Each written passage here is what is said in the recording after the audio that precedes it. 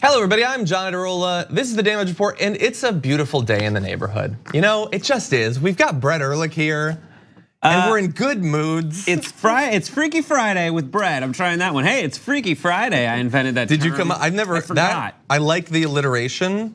That's good. Fun Fridays. Friday fun with Brett. We're gonna do some Friday fun. Yesterday was, I was gonna say Thanksgiving. Yesterday was Halloween. Did you do anything fun for Halloween, Brett? My wife said that that in her mind, carving a jack-o'-lantern takes an hour. But in reality, I told her it only takes 15 minutes. So we did an experiment where we determined whether it would only take 15 minutes. And once- To do a basic To do a jack-o'-lantern, and it's about 15 minutes.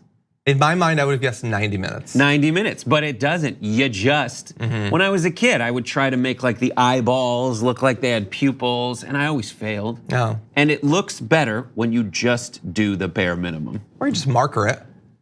I just straight up made triangles, I guess it's 15 lazy. minutes. Yeah. And it's delightful. Okay, well, we're gonna have to It's see a just photo. delightful. What about you? You made some pastries. Yeah, so really fast. You know what? Screw the news. We're gonna talk about this for an hour. It's fine. Yeah, let's talk about the upcoming Game of Thrones prequel. You know, my fiance and I are big fans of the Curious Creations of Christine McConnell, which is a macabre baking show that was on Netflix for one season. It was only on Netflix for one season because Netflix management is stupid as hell, and they didn't renew it for this Halloween. Just so you know, if you go to John's house, it's already playing when you get there. Yeah, it is like basically. in March. Always.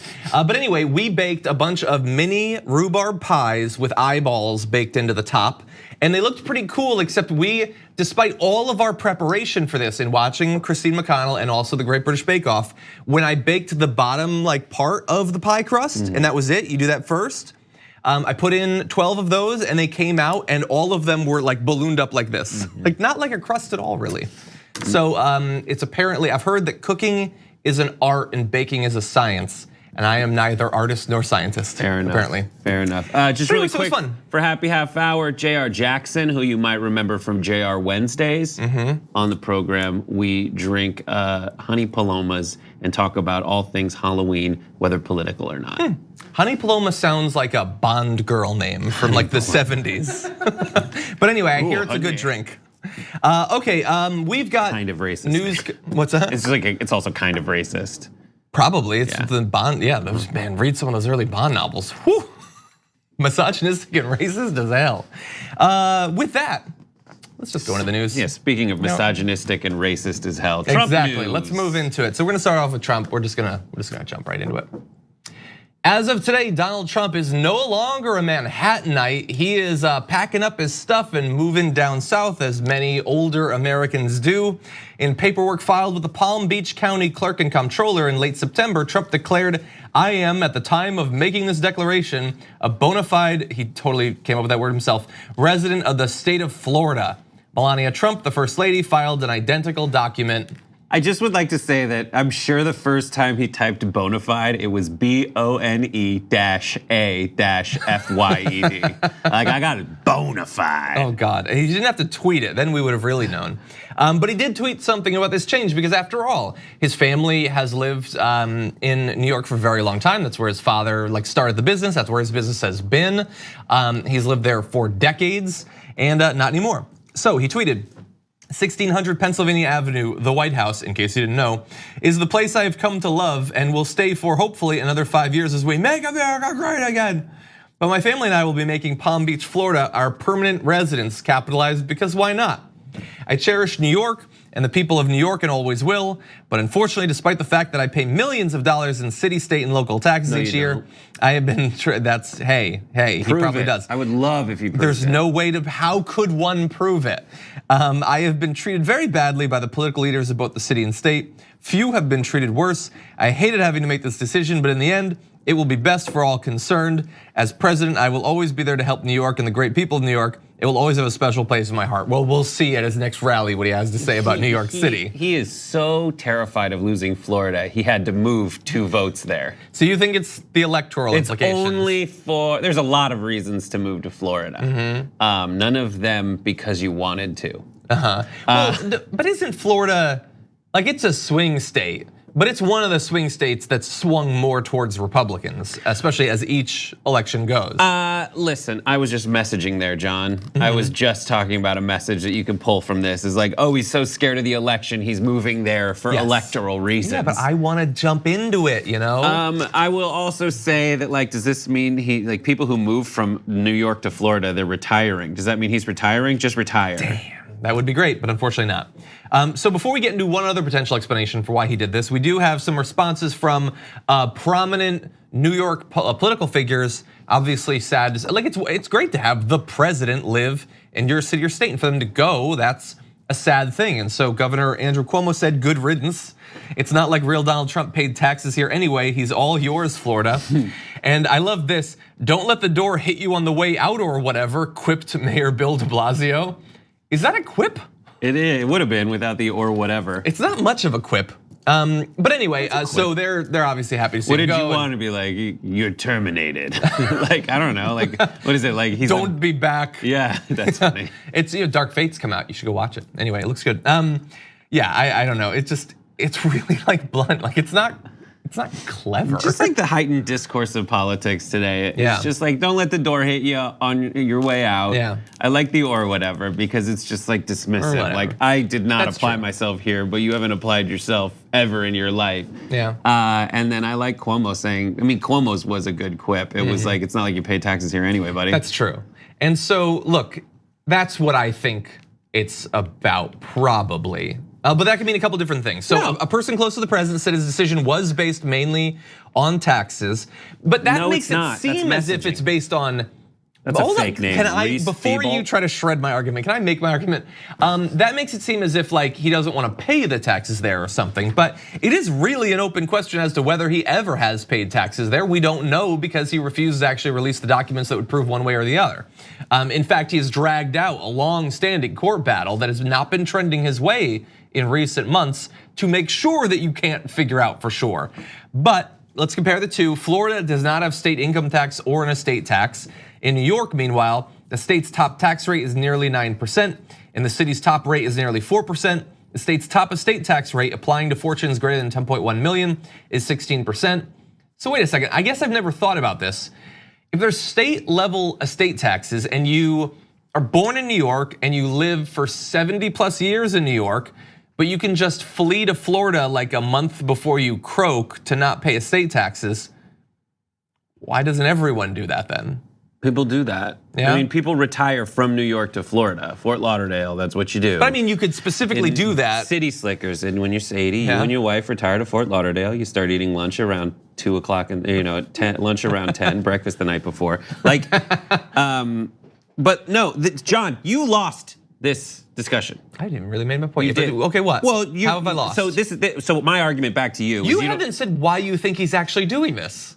Because he has been flushed out of New York because he always was a poser. He always was hated by people in New York. Socially, because socially. He always felt like he's been treated badly. These are snowbirds, but he's a snowflake heading south for the winter of his life. That's what's happened. He is so triggered by everyone around him seeing him in New York for the sham that he is, that he wants to get out and move to Florida. And all this discussion of it being based mainly on taxes is a trap for you to read tax figures about Florida versus New York. And you fell for it. I'm in the trap then. You are. I mean, not you personally. I mean, you personally here, but like just generally, personal. That's what he's doing. In the messaging, he's just saying like, I want to say it's for taxes, when in reality, it's because everyone in New York hates him. And he's always vilified the elites of New York and Los Angeles. And now he eventually looked around and was like, I guess I should get out of here. And now he's moving to Florida where he's still gonna live an elite life. Like what a weird story it is to move to a resort. He's not. He's moving. They said in the reports he's making his house Mar-a-Lago. He's not making his house like some mansion somewhere. He's gonna live like in the model home or something. Like it's this weird life where he's gonna be wandering around a country club. So we're way over. So just really fast, I just want to say when I say that I think it could be about taxes, I don't mean that he wants to pay less in taxes. I mean I'm sure he does. He's cheap, but.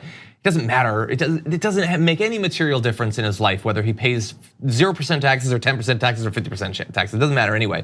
I think he's dumb enough to potentially think that if he flees New York, he might not be under the jurisdiction of certain Southern District of New York investigations of him or something like that. I think that's a possibility. I don't think that we should entirely write that off. Yes, I'm sure he has grown to feel more despised when he's in New York, but he hasn't spent much time in New York in the past couple of years. He spent a lot more time in Florida. So I don't know for sure, we're just putting it out there. Feel free to respond in the comments about what you think is the right explanation. Don't agree with Brett or you're banned from the channel. Makes sense. Yeah, there you go. Okay, so we have lots more to get to, so we're gonna roll into a break, but come back, lots more after this.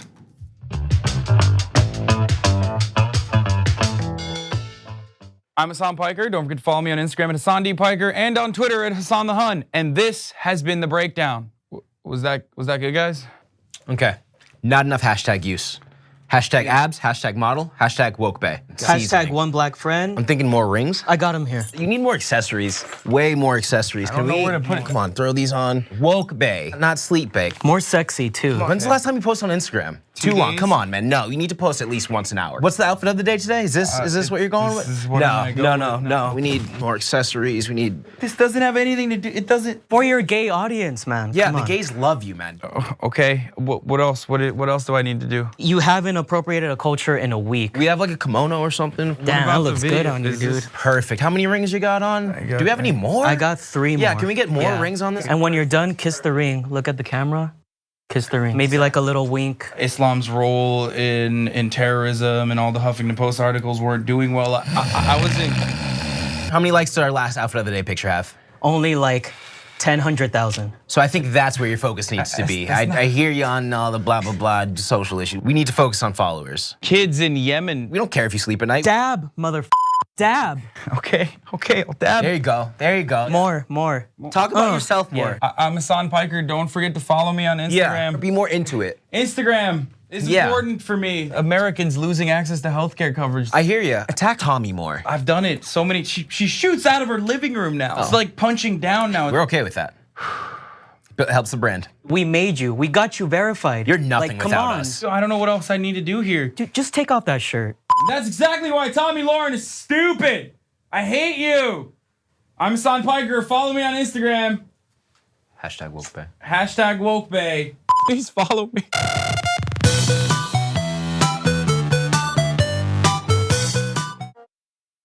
The Monsanto Corporation continues to sell a herbicide called Roundup, but you should know that that herbicide is a potential killer. Recent studies have linked Roundup to significant increases in non-Hodgkin's lymphoma. That's a cancer that can be devastating to you and the people you love. While Roundup continues to cause cancer, Monsanto continues to make huge profits from the sale of Roundup. They will not take it off the market. If you or a loved one are exposed to Roundup at work or home and then developed non-Hodgkin's lymphoma, you may be entitled to financial compensation, and it's important for you to take action now and hold Monsanto accountable.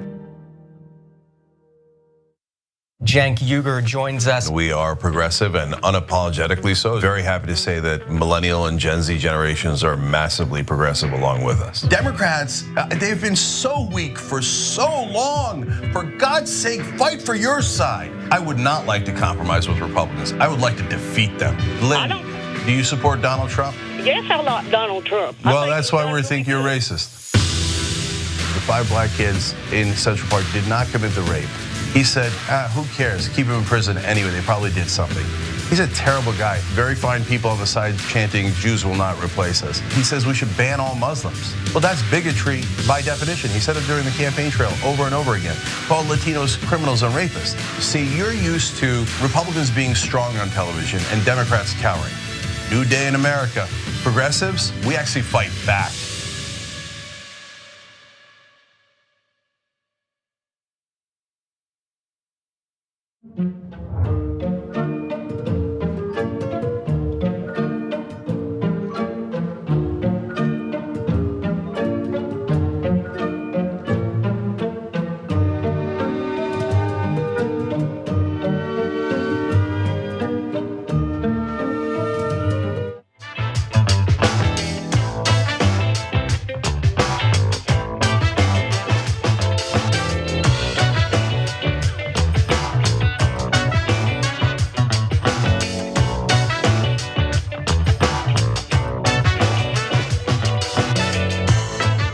At the same time that more and more Americans across America are getting fired up to engage in this 2020 election, efforts continue to make sure that as few of them can as possible, with voter suppression efforts going on across the country. And joining us now to break down his research into this area, once again joining the Damage Report, Greg Palast, investigative reporter and writer of 4 New York Times bestsellers, including The Best Democracy Money Can Buy.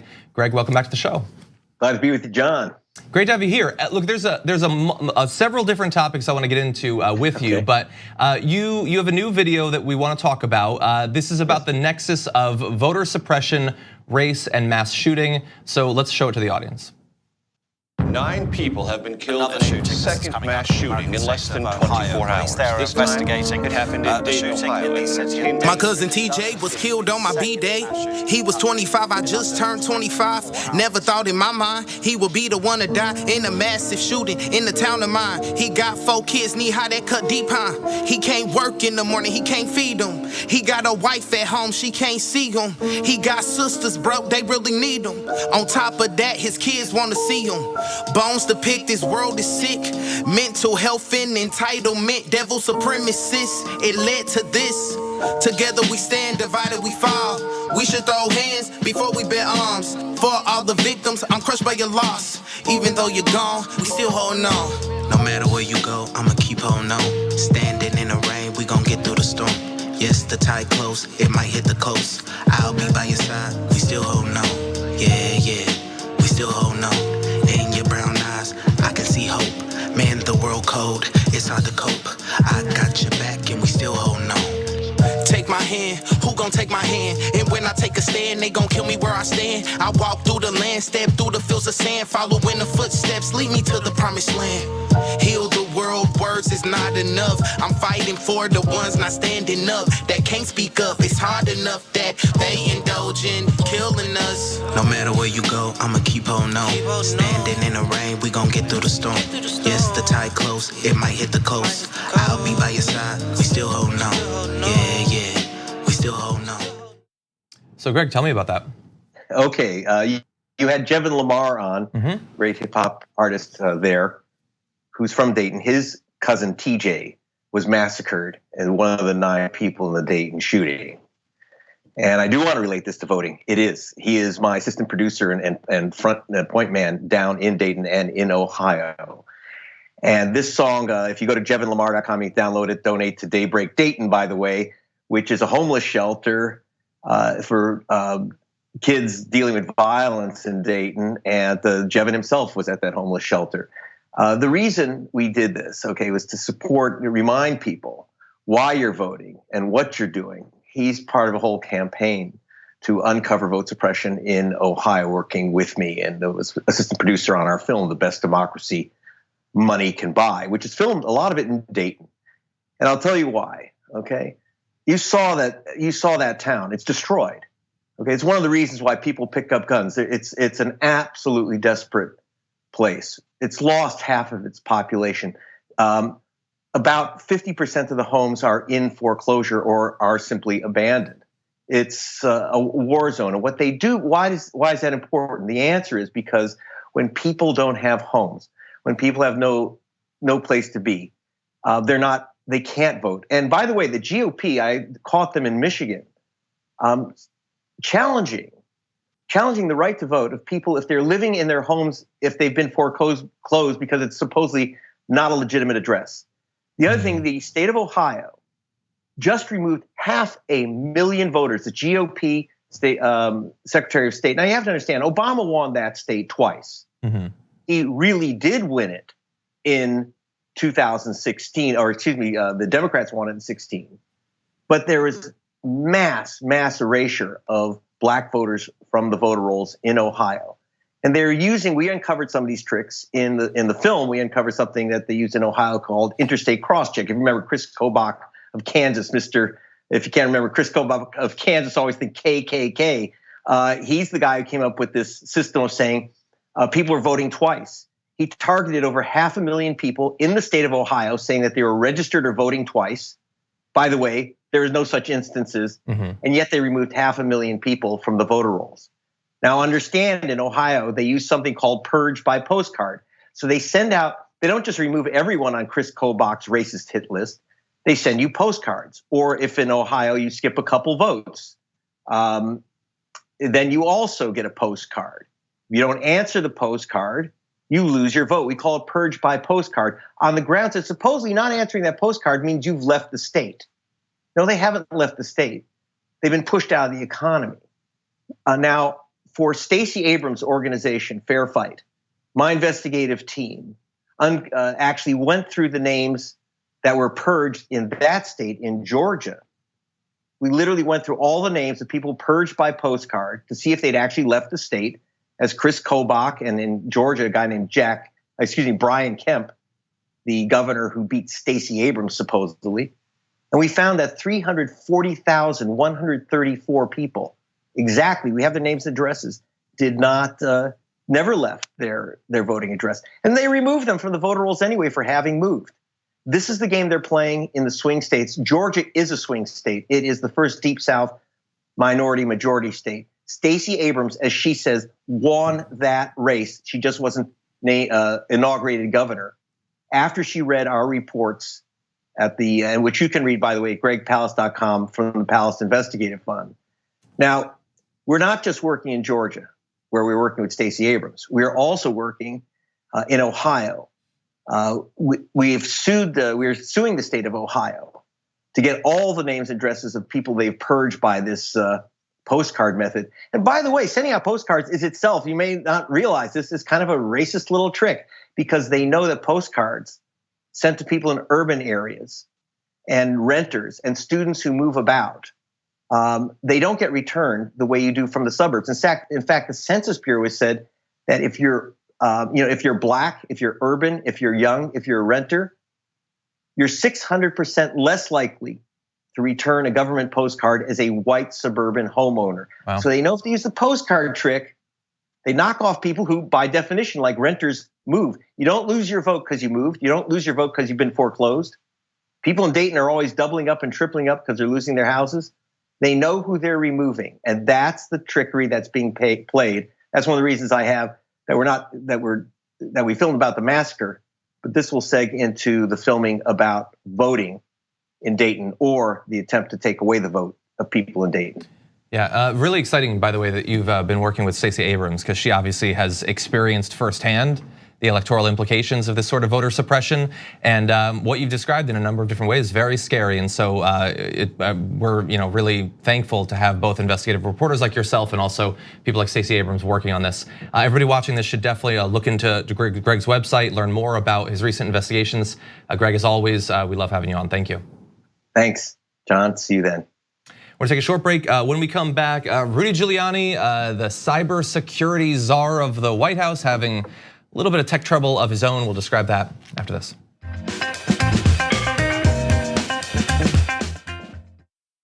I'm Hassan Piker. Don't forget to follow me on Instagram at HassanDPiker and on Twitter at Hassan the Hun. And this has been the breakdown. Was that good, guys? Okay. Not enough hashtag use. Hashtag abs, hashtag model, hashtag woke bay. Hashtag one black friend. I'm thinking more rings. I got him here. You need more accessories, way more accessories. I don't know where to put it. Come on, throw these on. Woke bay, not sleep bay. More sexy too. When's the last time you posted on Instagram? Too long. Come on, man. No, you need to post at least once an hour. What's the outfit of the day today? Is this what you're going with? No. We need more accessories. We need. This doesn't have anything to do. It doesn't. For your gay audience, man. Yeah, the gays love you, man. Okay. What else? What else do I need to do? You haven't appropriated a culture in a week. We have like a kimono or something. Damn, that looks good on you, dude. Perfect. How many rings you got on? Do we have any more? I got 3 more. Yeah, can we get more rings on this? And when you're done, kiss the ring. Look at the camera. Kiss the ring. Maybe like a little wink. Islam's role in terrorism and all the Huffington Post articles weren't doing well. I wasn't. How many likes did our last outfit of the day picture have? Only like 100,000. So I think that's where your focus needs to be. I hear you on all the blah, blah, blah social issues. We need to focus on followers. Kids in Yemen. We don't care if you sleep at night. Dab, dab. Okay, I'll dab. There you go. More. Talk about yourself more. I'm Hassan Piker. Don't forget to follow me on Instagram. Yeah, be more into it. Instagram is important for me. Americans losing access to healthcare coverage. I hear you. Attack Tommy more. I've done it so many. She shoots out of her living room now. It's like punching down now. We're okay with that. But it helps the brand. We made you. We got you verified. You're nothing like, come without on. us. I don't know what else I need to do here. Dude, just take off that shirt. That's exactly why Tommy Lauren is stupid. I hate you. I'm Hassan Piker. Follow me on Instagram. #WokeBay. #WokeBay. Please follow me.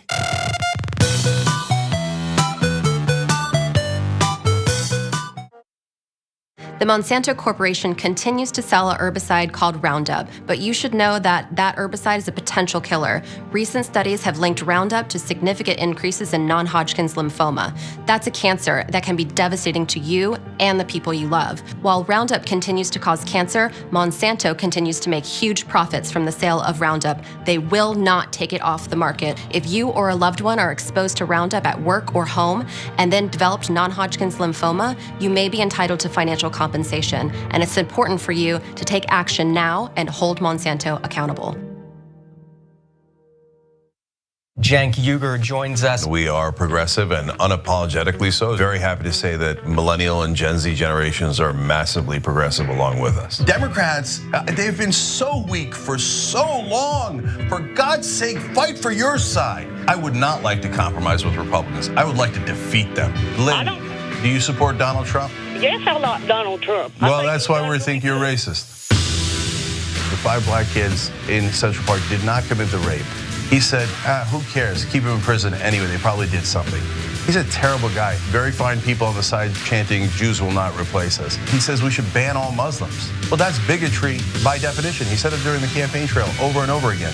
Called Latinos criminals and rapists. See, you're used to Republicans being strong on television and Democrats cowering. New day in America. Progressives, we actually fight back.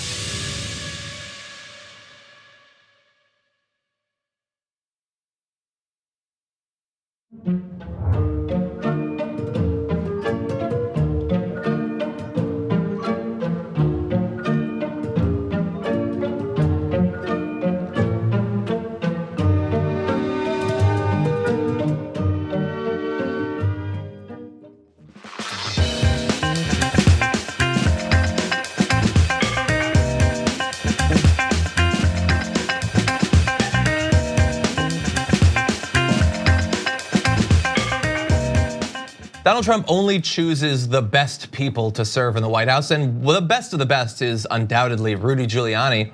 You might know that he's not only the personal lawyer to Donald Trump, but he's also served as the cybersecurity czar. Although he's had a few difficulties in that area himself, precisely 26 days after he was tapped to advise Trump on cybersecurity, the former mayor went to a San Francisco Apple store and asked an employee to help him unlock his iPhone 6. Why, you might ask? Well, he'd reportedly locked himself out because he'd entered his passcode wrong 10 times, disabling the device. Hey, it was secure. His phone was so secure, not even he could hack into it. Oh my God, it's like the whole can God create a boulder too heavy for God to lift thing. That's exactly what I was gonna say, because I'd heard that before. Really? You've never heard that? No. That's a thing, it's a theological question. Can God create a boulder too heavy for himself to lift? I don't deny it, and it makes sense that it exists. I just wasn't gonna say that. Well, you just blew my mind. Buckle right up, buddy, because this segment's about that now. No, anyway, so we're gonna talk here. So this is a stupid nonsense story. But it does sort of make you think, but it's not that simple. It makes you think. So did he forget his password on his phone, which he's always on and has entered 1,000 times? Did he forget it and then try 10 separate attempts at it? Or was it not his finger, was it his butt? Because we know he butt dials people. Maybe he butt passworded. It's just amazing all the different ways you could picture Rudy Giuliani messing up his own password. A, he forgot it. B, just the way he lies and just pushes on through with it. He's like, no, this is my password. This is my password. You're rejecting it, but it's not. Yeah. And just the moment, we've got to track down the person who actually, the genius who had to help him. Well, we have a little bit of information in that area because the thing is, NBC News, even if it's a stupid story, NBC News is like, well, we got to investigate this, and so they did. NBC News reviewed a photo of an Apple Store internal memo for a customer named Rudolph Giuliani, which could be any number of people, with a number attached to his firm, Giuliani Partners. That narrows it down. The news outlet also spoke to a former Apple Store employee who was present and another source familiar with the incident. NBC News, like, take a half day. You don't need multiple sources for this story. Yes, you do. Stupid little no, thing. I think that's great. It's just the kind, you hold yourself to the same journalistic standard every time. I get if you're gonna come at mainstream media, at least they're doing stuff like that. No, I know, and look, they did a good job, okay?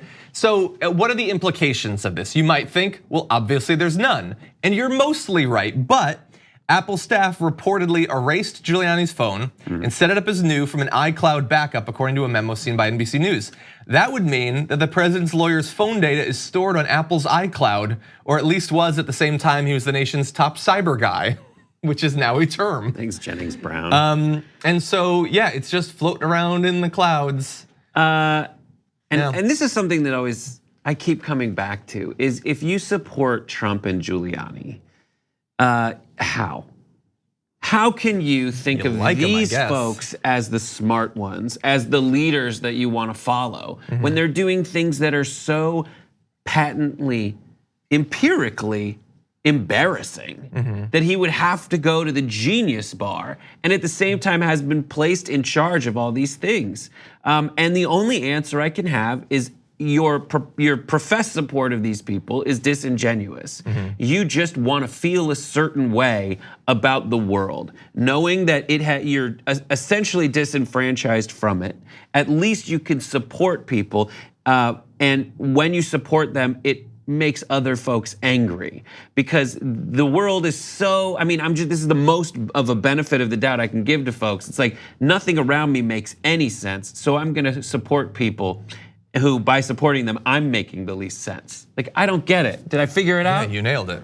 We got him. Like, I don't know what to do. And I feel like similar to when I said you lost some kind of discussion earlier, I feel like I've lost a discussion earlier by trying to figure out why you would still support Rudy Giuliani. You didn't lose the discussion. We've all lost in a metaphysical sense. That must be. But you have not individually lost.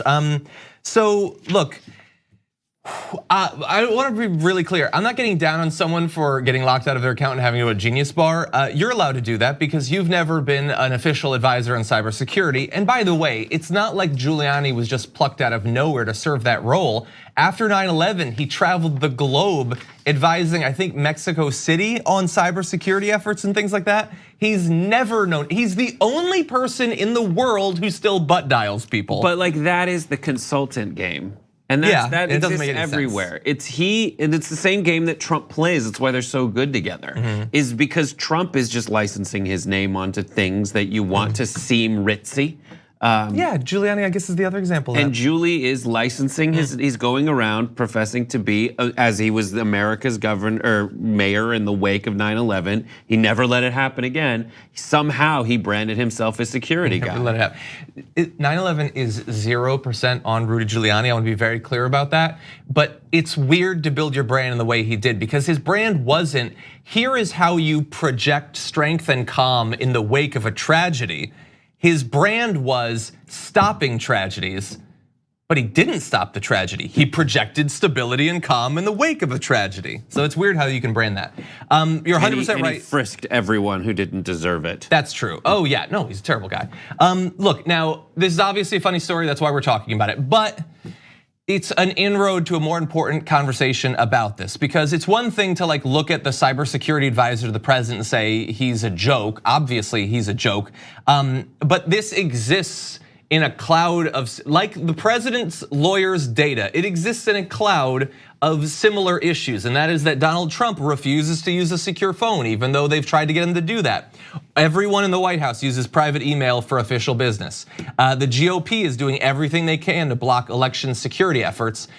Just recently, this was a weird piece of news that just slid under everyone's radar for the most part. White House cybersecurity chief quits, says leadership is inviting an attack. That wasn't even really news last week.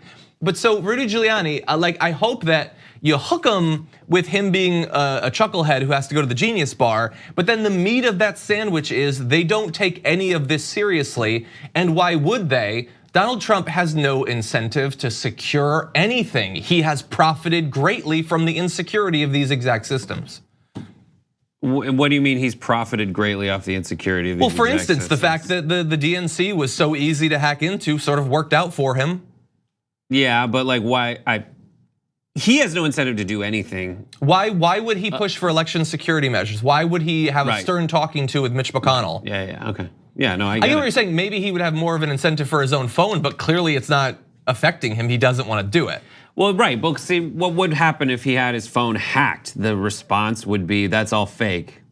It doesn't exist, that's not mine. I mean, it hasn't stopped him before. It wouldn't actually get through to his. I mean, yeah, it's just like a constant messaging that we all have to do in order to reinforce that like something is wrong here. I did see that story about the cybersecurity person leaving and saying things otherwise. It's just, you never know how it's gonna be used by other folks in the media. When this happened, it was like, yeah, of course, someone quit and they said, I don't like it here.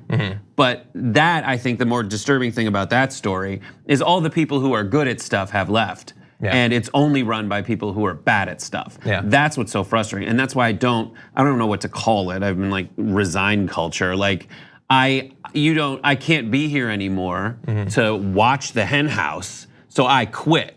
And all that's left is foxes. Yeah. It's burnout. It's burnout of control. Okay, that's gonna be my new book.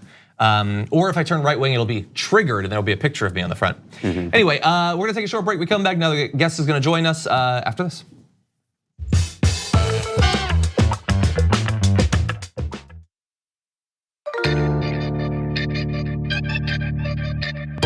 People work hard for what they have, and if you want more, you gotta do it yourself. Stock stories bring headlines to life in an instant, whether you work on Wall Street or in Wichita. Stock report cards and professional analyst buy and sell ratings help gut check your thought process. Buy stock, take profits, and manage risk. And the Idea Feed is your daily one-stop investment shop with videos that unpack today's money-moving headlines in under 3 minutes, because you need ideas, not lectures. And live in-app chat from when you want to talk to someone, but you don't actually want to talk. So what'd you think? With unlimited commission-free stock trades and great ideas from real traders. Visit doe.com/TYT. People still don't know what the word feminist actually means. Not even that, people are still angered by the word. People think feminist is a bad word, but it's not. There are gradations, there are different ways. The people who are against gender equality love to use like militant feminists as the representatives of all feminists. It's untrue. I don't know why you'd be threatened by strong women unless you were an incredibly weak man. If you don't have equal rights, or you're not treated the same way, well, wouldn't you be angry? The Monsanto Corporation continues to sell a herbicide called Roundup, but you should know that that herbicide is a potential killer. Recent studies have linked Roundup to significant increases in non-Hodgkin's lymphoma. That's a cancer that can be devastating to you and the people you love. While Roundup continues to cause cancer, Monsanto continues to make huge profits from the sale of Roundup. They will not take it off the market. If you or a loved one are exposed to Roundup at work or home and then developed non-Hodgkin's lymphoma, you may be entitled to financial compensation. And it's important for you to take action now and hold Monsanto accountable. Cenk Uygur is not here today, which means that I will be able to talk during the show. We'll see. Poor Cenk, under the bus. My God, if Jesus came back, how much would the Republicans hate him? Now you have to give away all of your possessions to the poor. Steve King would be like, oh, Weezy. Cenk is oddly, scarily competitive. Oh, it's insane. I play basketball against him. It's just like, how are you good at this? The liberal mom says, Mark Thompson, have you ever thought about doing one of those tapes that soothe people to sleep? Like Mark Thompson reads the phone book. I'd buy it. If you'll buy it, I'll do it. Emilio D'Amelio writes in, John, you are so thick. I love you. That's what he wrote. Pork Chop Express writes in and says John Idarola needs a new jacket. Whoa. Those 24-inch pythons are about to burst out of his sleeve. Gun, baby. You know, the two people here said that their moms were both in love with you over Beauty and the Beast. That's an improvement. I usually get grandmothers. The Hour of Fire is brought to you by Brooke, and Brooke. Yes, Brooke's got it. Okay. Take it. All you right. guys know I really like compliments. Charlie Turk. No, wait a minute, don't you dare. Chemical castration when we return from the break. Right, so that's it. We will settle. I want to see this. Did Anna comment on my tan yet? No, she hasn't. Scandal at TYT. You're a good boss. But Anna did say that I come in here today with a fresh mind. That's all I'm about. I'm about a fresh mind. I can't with you right now. Okay? She just can't. She can't, but nonetheless, we have to for another 3 hours. I'm back, baby. Let's rip in the Republicans. See, don't miss the live show. That's great. Tell people, if you're a member, you get the whole live show whenever you want, because this stuff doesn't go into any of the clips.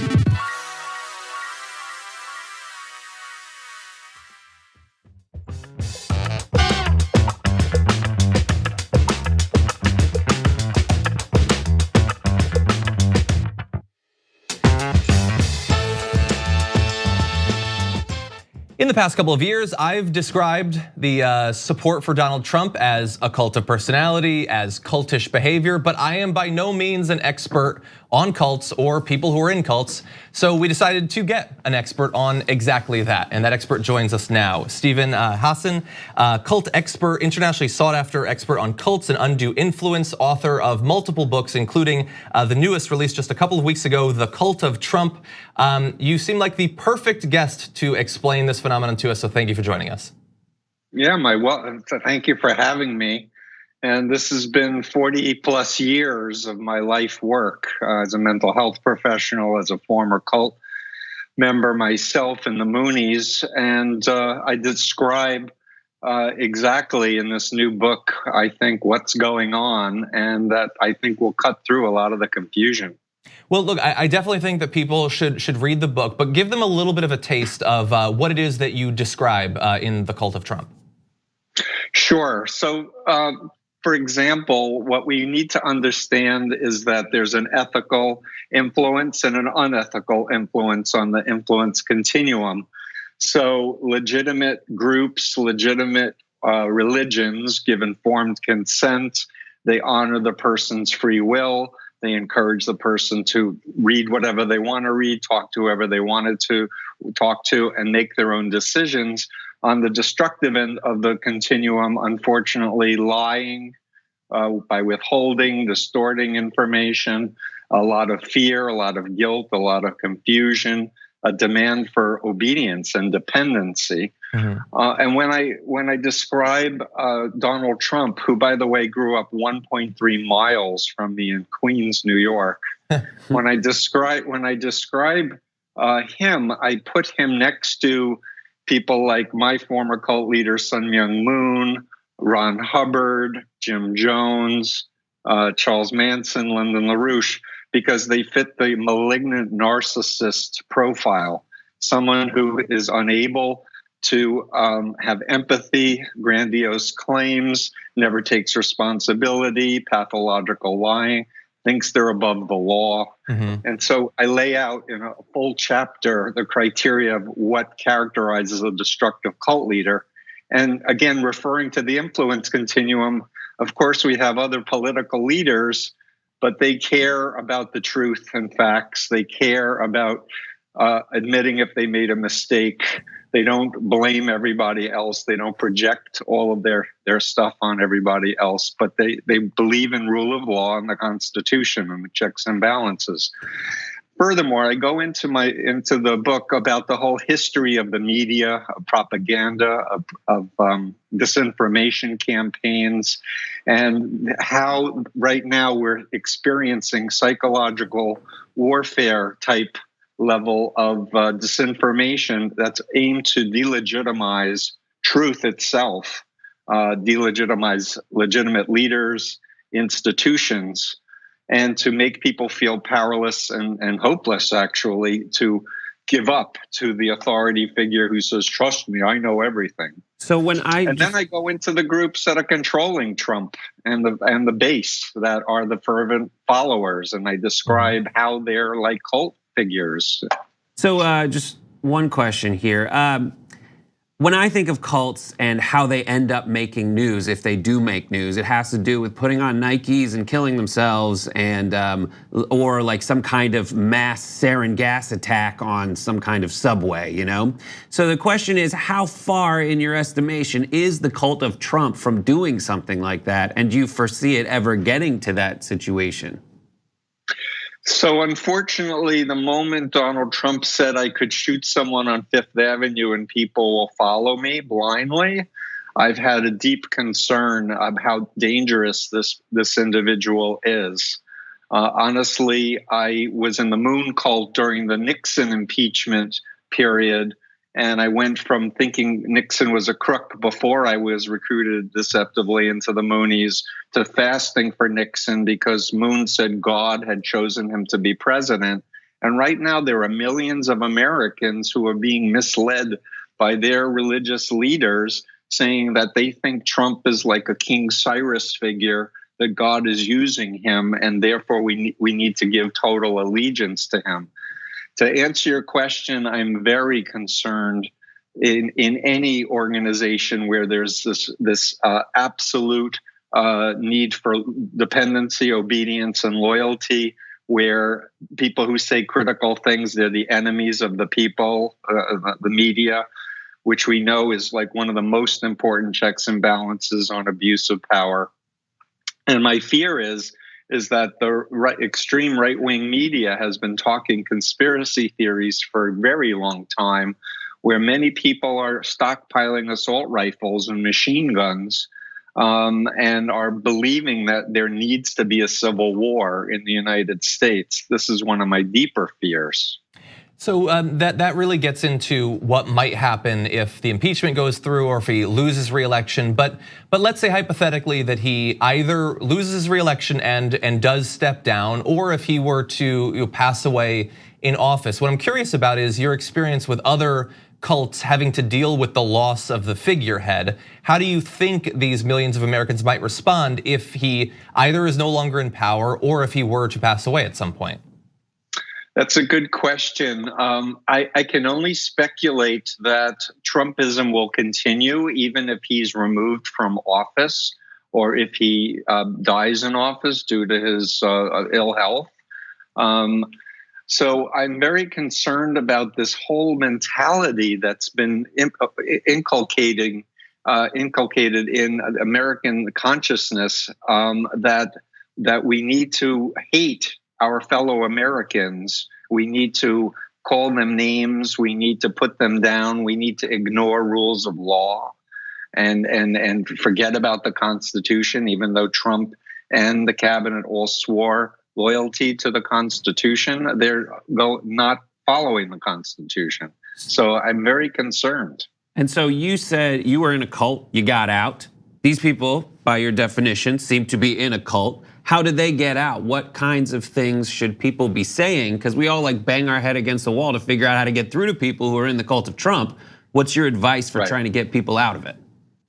Right. So thanks for making that point. And I want to state categorically that the natural or the normal reaction when someone finds out a friend or a loved one is getting into Scientology, for example, or is getting involved with some multi-level marketing scam, is to want to shake them and say, hey, it's a cult, you're being brainwashed. And it usually has the opposite effect of making people more defensive and driving them deeper in because they've already been told they're going to be persecuted. So what I'm advocating in my book is that the family and friends who have loved ones who are believing totally in Donald Trump and the whole ideology of Trumpism, they need to start reaching out and reminding their loved ones of happy family memories, bring out photos and videos, agree not to even talk about politics at first if you've broken off all contact for an extended period of time, and find common ground where you can talk together. Now, another technique that I teach my clients when they're trying to help a loved one in a cult is you can't make them leave or talk them out of it. You can encourage them to reflect and analyze and reevaluate and change their own minds. And the easiest way to do that is by explaining mind control, which on the influence continuum looks at behavior control, information control, thought control, and emotional control. And I have this all listed in the Cult of Trump book. But also talk about another group that they would agree is a destructive force or a destructive cult. And with people who are in Trumpism, Chinese communist brainwashing is what I advocate a discussion about. And it's very interesting that while China is doing programs on over 1 million people in their own country, they're accusing Hong Kong of brainwashing the students to protest them. And so a whole discussion of what is brainwashing. And the reality is when I was had a deprogramming in 1976, what helped me get out of the Moonies was understanding Chinese communist brainwashing criteria.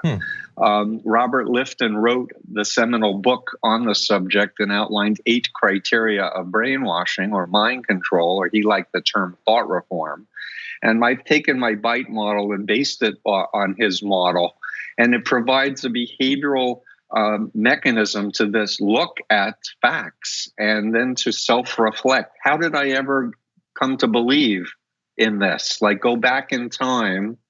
How did I come to believe in Moon? Or how did I come to believe in Trump? And kind of with a perspective, look at the techniques of influence that were being used. And I would say categorically, the universal mind control technique that all cults use is phobia indoctrination. The installation of irrational fears that if you question the leader or the doctrine or the group or want to leave, terrible things are going to happen to you. So in the mind of someone who's under mind control, they can't imagine leaving.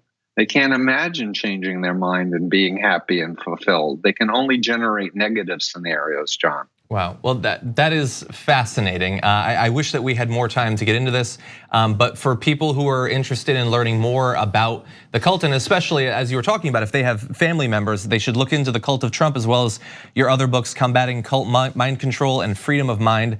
Stephen Hassan, thank you so much for joining us today. Yeah, thanks. Love to do it again, John. I'll like your work. Let's talk soon. Thank you. Okay, thank you. We're gonna take a short break here. When we come back, the Keystone XL pipeline, everyone said it couldn't possibly leak, but what do you know? It sprung one. We'll talk about it after this.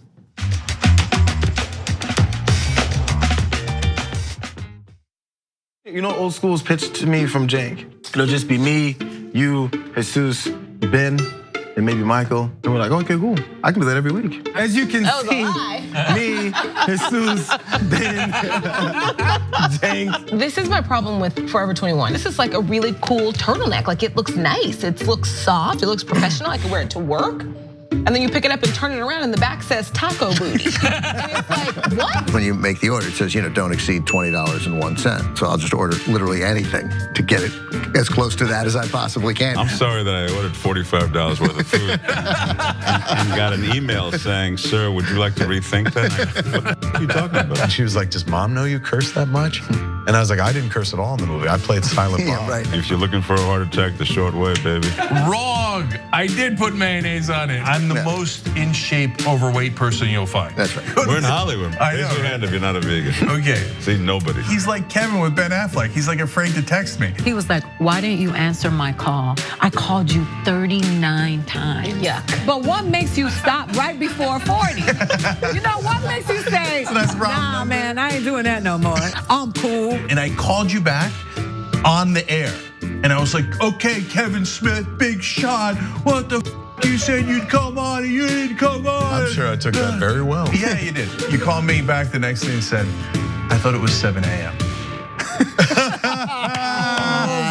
I don't mean to get upset. I was in hell. I was just like, oh my God, the theater's empty, nobody's here.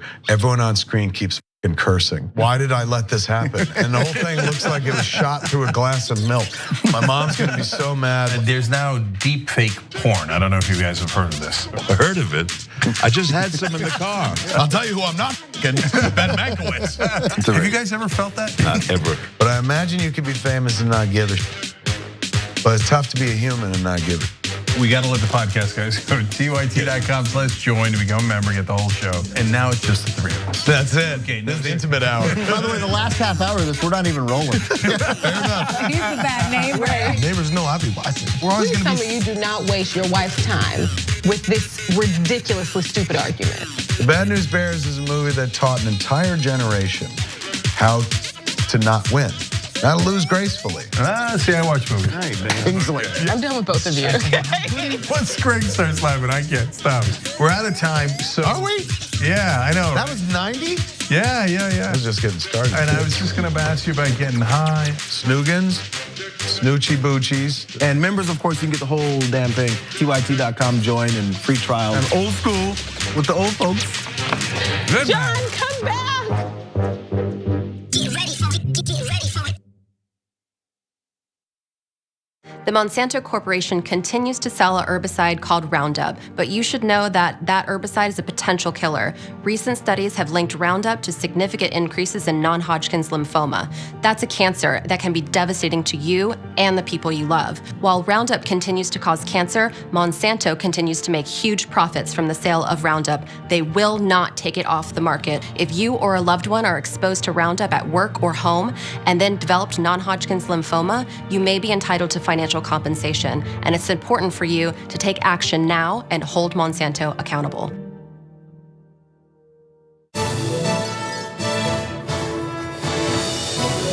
Breaking news with Brett Ehrlich. This is Brett Ehrlich with Breaking News with Brett Ehrlich. Bernie Sanders wants to break Wall Street, and he wants to break it real bad.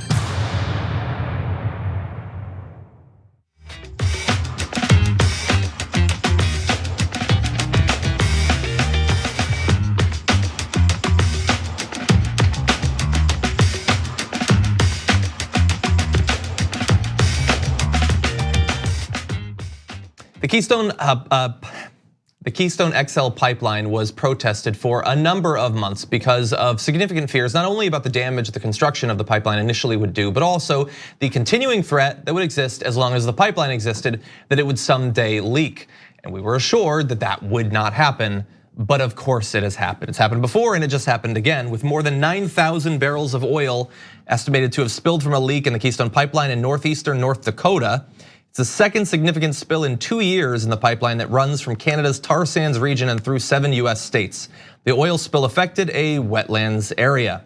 TC Energy, formerly known as TransCanada, and which operates the pipeline, said Thursday an estimated 9,120 barrels of oil, around 383,000 gallons, enough to fill half of an Olympic-sized swimming pool, was released in the spill. Man, those Olympic-sized swimming pools sure can hold a lot. Yes. That's what I learned from this. But anyway, the company put out a statement saying, our emergency response team contained the impacted area and oil has not migrated beyond the immediately affected area. And I don't know what that means. Well, oil. So it only affected the area that it affected. Yes, that's it, and that's all it ever has been. Was what else could it have affected than the part that it affected? It just sounds like a statement that should make you think you shouldn't worry. But if you're in the affected area, of course you would worry. And this is precisely what people said they were afraid of, and this is the part that people know about. Yeah, you know, it's like it's very difficult to monitor the entire expanse of this pipeline. But yeah, pipelines go for miles and miles, and this is exactly what people were complaining about. And the reason they complained about it before is because they know pipelines leak, and they know that areas are affected because they always are. And then when the statement afterwards is for you not to worry about the thing that you warned folks about, it just makes you feel terrible. Yeah. And they're gonna move on because of course they will. Yeah, well, because this is just a minor little blip, and then they'll continue making money. If you feel terrible, as Brett alluded to, don't. They're on this. Crews are using vacuum trucks and backhoes to recover the oil. Watch your mouth. They're using backhoes to recover the oil? That seems lower tech than I would have expected. So this was terrible. Back in November of 2017, more than 200,000 gallons of oil, around 4,700 barrels, so about half as much leaked in South Dakota. So from 2017 spill to 2019 spill, it's twice as bad.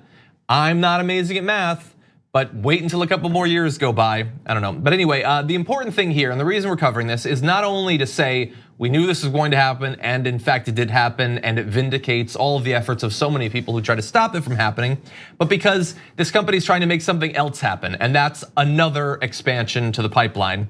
TC Energy is seeking to build the Keystone XL pipeline that would begin in Alberta, Canada, and go to Seal City, Nebraska.